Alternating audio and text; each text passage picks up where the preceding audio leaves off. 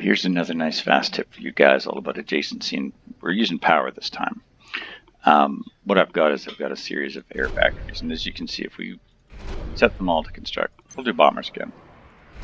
You can you're not going to see a difference on the menu. The bomber is always going to show that it's minus 26 mass and minus 1800 power. You're just looking at that on the left bottom here. I can't move my mouse over there or I lose the mouse over, but you know where you're looking, just on against the left side of the screen there. You can see 2100 mass and in brackets 26 is what it costs per tick. That's not going to change no matter which one of these factories you're looking at, because it doesn't take the adjacency into account when you look at the cost of the unit. But if you're constructing the unit, you can mouse over the factory. And now we look down there, we see a regular factory. There it is, just like it said, 26 mass per second, and it's currently using 1800 power. Now what we've got is tier 1 power everywhere. Now you see 26 mass. Well, we're not doing anything for mass. It's always going to be the same. But now we're 1349 power. That's over 1800. So if you do have to construct air units, you're saving a considerable amount per unit. You're almost 500 mass. I guess 450, right? So compare that. Again, 1800 to 1350. Now we're losing 900. I'm not sure I want to construct this many power things on a factory, but just to show you what's possible, there's 900. And here's the crazy thing: if you want to do it 1800 power, you're actually only costing 450 power to construct a bomber. I mean, that's a fraction of what it normally costs. Do you want to put power factories around each one of your air factories? No. Could you use engineers to speed this up and still get the power benefits? Yes. Although the more of these big things you put around the factory, the less room you have. But you know, if you've got tier 3 engineers or sub-commanders, or if you're playing that's what I should have built. The UEF and the Cybern, of course, have the hives, but I'm not playing Cybern or UEF right now. You could always plunk those into these spaces here, and they will also help assist. But those are good ways to really keep your power down if you're concerned about that. Of course, by the time if you've got a farm like this somewhere else creating that power, maybe you're not quite as concerned. So that's pretty significant savings, but the one thing, of course, you have to consider is that if one of these gets popped, you're going to have a little bit of chain reaction, right? Not much. But remember the volatility of all these things. These are a little more volatile. You have to be careful placing them together, but diagonally, I think we're okay. Yep, if those had been side by side, they would have taken damage.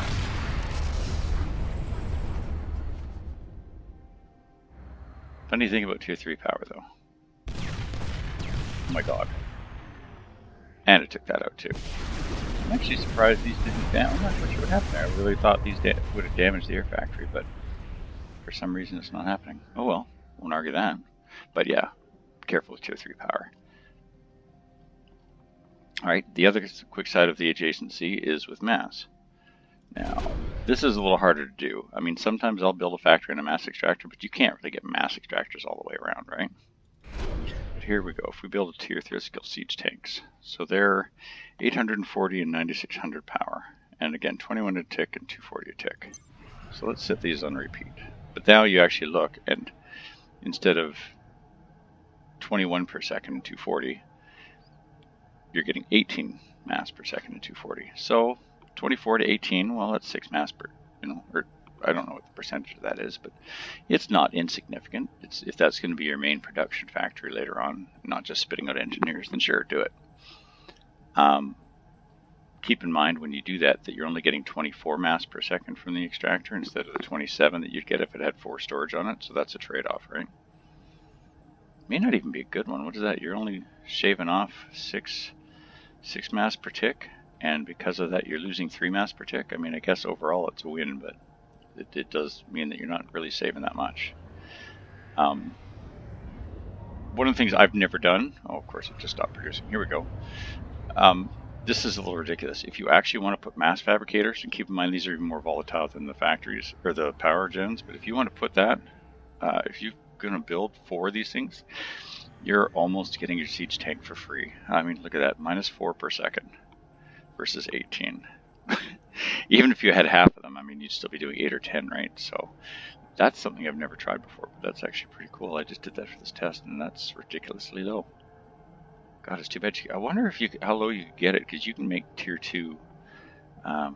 Should heat for a second. This is going to add a couple minutes to the video, but I want to know now. The tier 2 mass fabricators, they're small. We can fit a couple in here.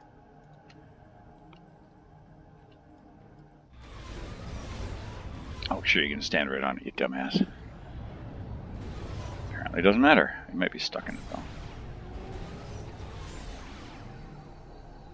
Oh, we're down to -3. Can I get this down to 2 mass per tick to produce a siege tank? That's ridiculous.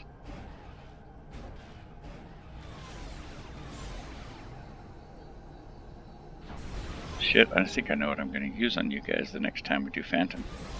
Imagine 5 of these factories with sub-commanders assisting them. No, it didn't get down to -2. -3 is still pretty cool. Give a little assist, not incest, Jesus. A little assist to speed things up. You can see that downtime a little better here. You can imagine if I had more sub-commanders and really was whizzing this along, you can see the roll-off time is a little more significant for land factories.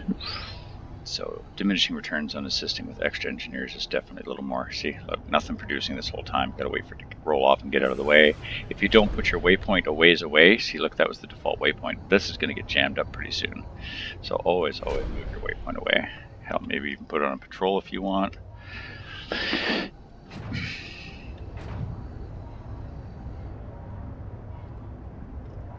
But there you go. Just consider again. I don't do it there. There we go. My little sub-commanders. Just consider again that these things are extremely volatile. You'd want them shielded. Holy crap, that insane power just killed everything. And a second one blowing if you're under fire is going to be enough to take everything out. So it's a nice setup for mass, but you gotta check. Oh my god, the next one over too. Yeah, volatility is fun. Alright, hope that helped. Have fun, guys.